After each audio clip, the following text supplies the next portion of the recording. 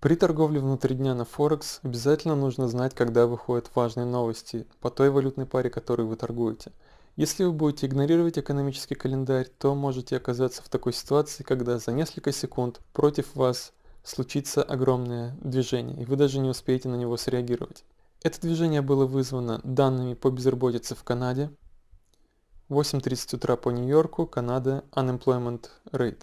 Некоторые трейдеры пытаются заработать на данных по безработице, но это одна из самых важных новостей, которые выходят каждый месяц. И лучше не пытаться торговать на ней, не открываться перед ней и лучше не переносить свою позицию через эту новость. Если только, скажем, вы не торгуете по часовому таймфрейму или выше, там волатильность того таймфрейма выше и, соответственно, эта новость может не так сильно сказаться на ваш таймфрейм.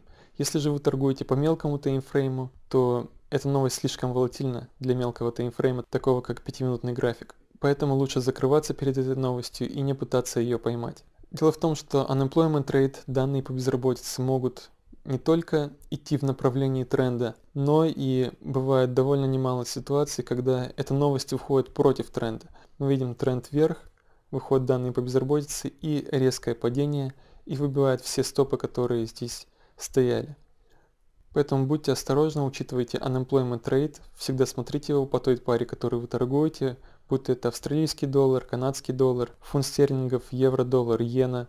В каждой стране эта новость выходит в разный день месяца, в разное время дня, обязательно нужно учитывать ее. С вами был Дмитрий Бойцов, мой блог www.dboyцов.me, поставьте палец вверх и прокомментируйте это видео. Спасибо.